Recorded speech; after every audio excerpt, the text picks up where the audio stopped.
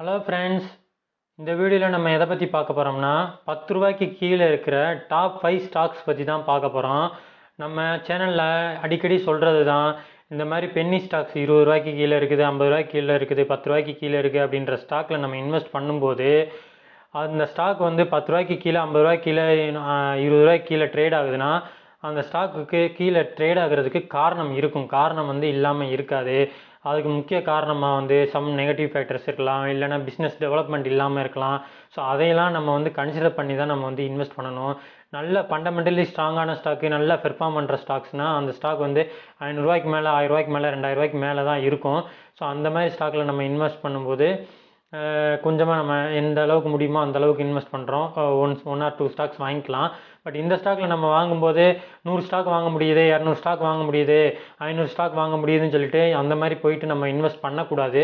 So அப்படி பண்ணுறது வந்து ரொம்ப ரொம்ப பெரிய தப்பு. இந்த மாதிரி ஸ்டாக்கில் நம்ம என்ன பண்ணணும்னா 5 ஸ்டாக் இல்லைனா 10 ஸ்டாக் இந்த மாதிரி தான் வாங்கணும். இந்த 10 ரூபாய்க்கு கீழே இருக்கிற ஸ்டாக்கில் நீங்கள் 5 ஸ்டாக் வாங்கினீங்கன்னா 50 ரூபா தான் ஆகும். 10 ஸ்டாக் வாங்கினீங்கன்னா 100 ரூபாயில் நீங்கள் வந்து ஸ்டாக் வாங்கிடலாம். அப்படின்றப்ப கொஞ்சமாக இன்வெஸ்ட் பண்ணணும். ஸோ இந்த ஸ்டாக்லாம் வந்து நல்ல ஒரு பெர்ஃபார்ம் கொடுத்து மல்டிபேக்கராக மாறிச்சுன்னா 10x மாறலாம், 20x மாறலாம். பட் இதே இது 2000 ரூபாய்க்கு மேலே இருக்கிற ஸ்டாக் வந்து அந்தளவுக்கு 10x 20x கொடுக்கணும்னா அதெல்லாம் வந்து ரொம்ப வருஷம் ஆகலாம், இல்லைன்னா நல்ல பயங்கரமாக பெர்ஃபார்ம் பண்ணுற ஸ்டாக்காக இருந்தால் தான் அந்த மாதிரிலாம் ஆகும். ஸோ அதெல்லாம் வந்து ரேர் இன்சிடென்ட் தான். பட் இந்த மாதிரி ஸ்டாக் வந்து பெர்ஃபார்ம் பண்ணுறதுக்கு வாய்ப்பு இருக்குது. பட் அதே சமயத்தில் இந்த ஸ்டாக் வந்து 10 ரூபாயிலேருந்து கீழே போய் 1 ரூபாய்க்கு ட்ரேட் ஆகிறதுக்கும் வாய்ப்பு இருக்குது. ஸோ அதெல்லாம் நம்ம கன்சிடர் பண்ணி தான் நீங்கள் வந்து இன்வெஸ்ட் பண்ணணும். ஸோ நான் உங்களுக்கு இந்த லிஸ்ட்டில் வந்து எந்த அளவுக்கு ஸ்டாக் வந்து நான் செலக்ட் பண்ணியிருக்கேன்னா, பாசிட்டிவ் எந்த அளவுக்கு நெகட்டிவ் இருந்தாலும் 10 ரூபாய்க்கு கீழே இருக்கிற ஸ்டாக்கில் வந்து அதிகமாக நெகட்டிவ் இருந்தாலும் பாசிட்டிவிட்டி இருக்கிற ஸ்டாக்கையும் நான் வந்து உங்களுக்கு வந்து செலக்ட் பண்ணி கொடுத்துருக்கேன்.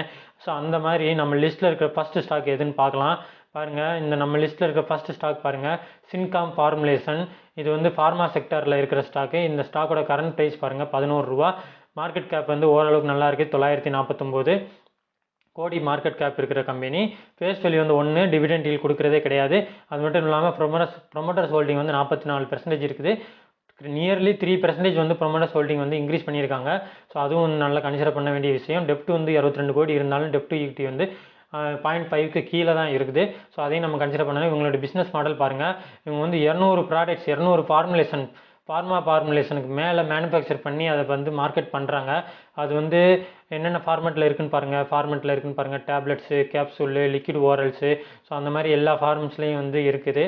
ஸோ அந்த மாதிரி நல்ல ஒரு பிஸ்னஸ் இருக்கிற நல்ல ஒரு பிஸ்னஸ் இருக்குது இவங்களுக்கு.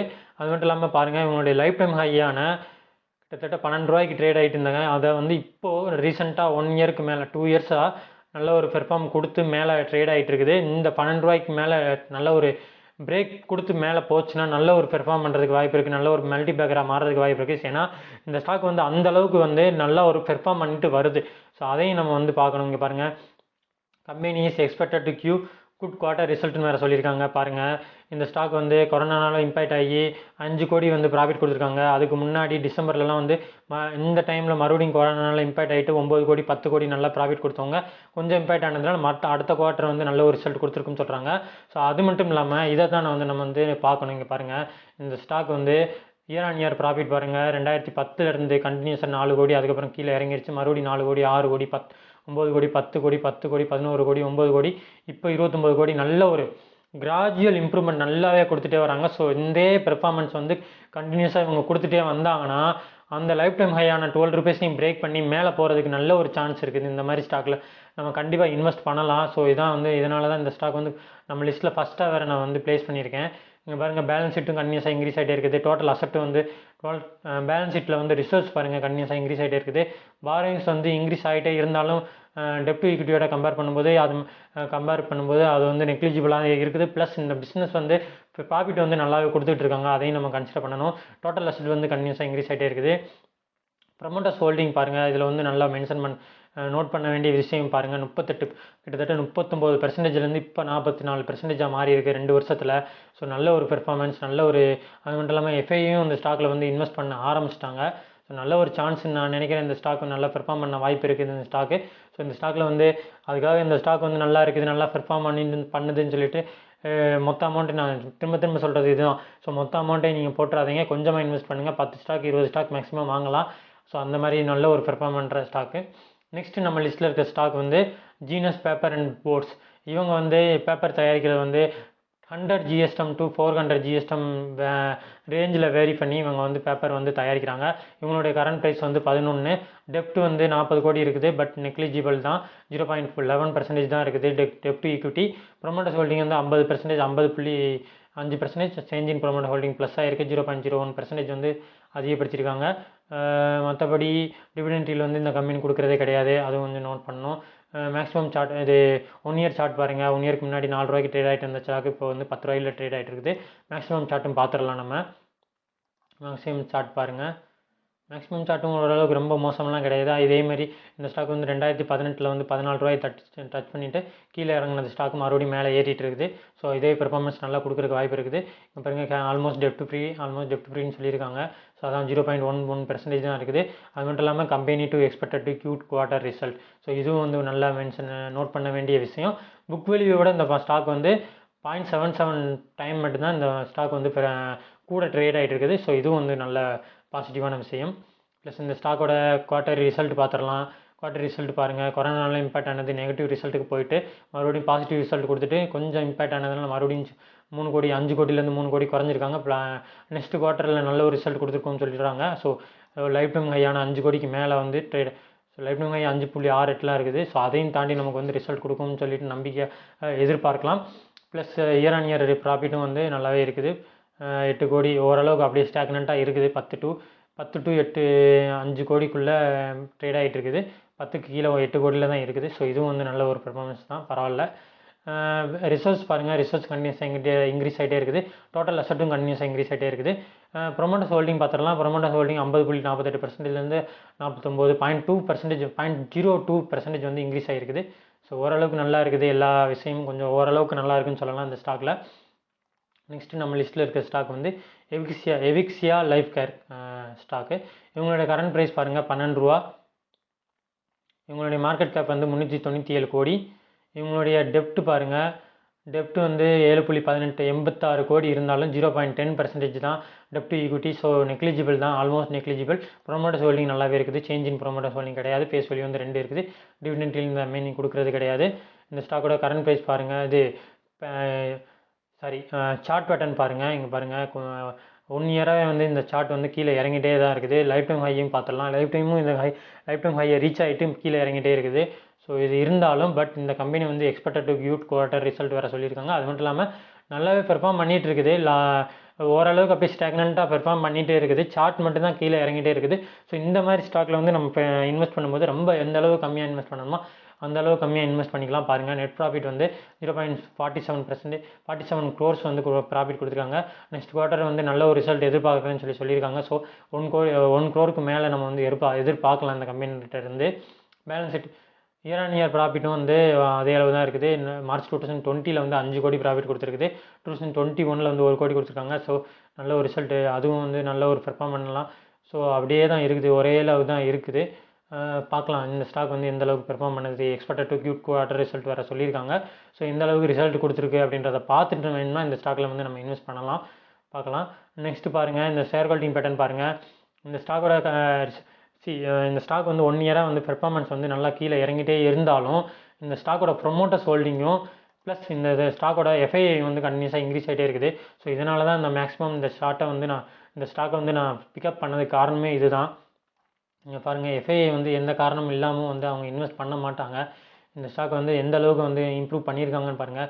இன்வெஸ்ட்மெண்ட் வந்து டிசம்பர் 2020 நல்ல ஒரு இம்ப்ரூவ்மெண்ட் பண்ணி அது மட்டும் இல்லாமல் இன்க்ரீஸ் வேறு பண்ணியிருக்காங்க. 4.66 வரைக்கும் இன்க்ரீஸ் பண்ணியிருக்காங்க. ஸோ என்ன தான் சார்ட் வந்து கீழே இறங்குறது இருந்தாலும் பட் இவங்க வந்து இன்வெஸ்ட் பண்ணியிருக்காங்க. ஸோ இதுவும் வந்து நோட் பண்ண வேண்டிய விஷயம். மேபி ஃப்யூச்சரில் நல்ல ஒரு பெர்ஃபார்மன்ஸ் கொடுக்கலாம்னு நினைக்கலாம். ஸோ நெக்ஸ்ட்டு நம்ம லிஸ்ட்டில் இருக்கிற ஸ்டாக் வந்து உர்ஜா குளோபல். இந்த ஸ்டாக் பற்றி ஆல்ரெடி நம்ம சேனலில் வந்து டிஸ்கஸ் பண்ணியிருந்தோம். டாப் 5 ஸ்டாக்கு சோலார், அதாவது டாப் 7 ஸ்டாக் ரினியூவபிள் எனர்ஜி செக்டரில் நல்ல பெர்ஃபார்மன்ஸ் பண்ணக்கூடிய டாப் 7 ஸ்டாக் பற்றி நம்ம வந்து டிஸ்கஸ் பண்ணியிருந்தோம். இந்த ஸ்டாக் வந்து ரினியூவபிள் எனர்ஜி செக்டரில் வந்து சோலார் பவர் பிளான்ட்டில் வந்து வர ஸ்டாக்கு.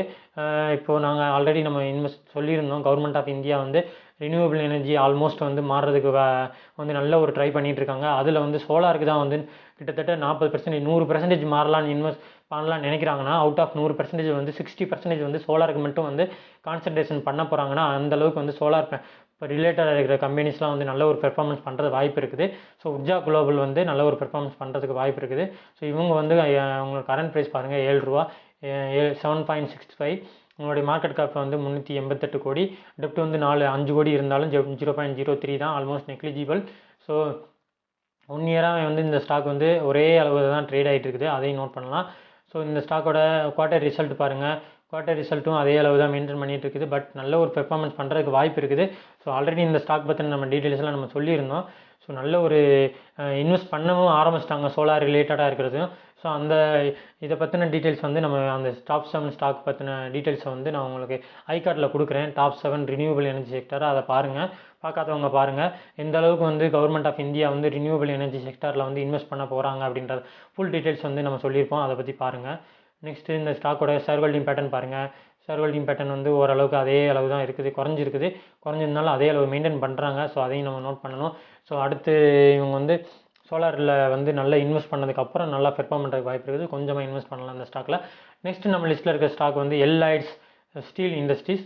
ஸோ ரீசெண்டாக வந்து ஸ்டீல் இண்டஸ்ட்ரீஸில் இருக்கிற எல்லா ஸ்டாக்குமே வந்து நல்லா பெர்ஃபார்ம் பண்ணிட்டு இருக்குது.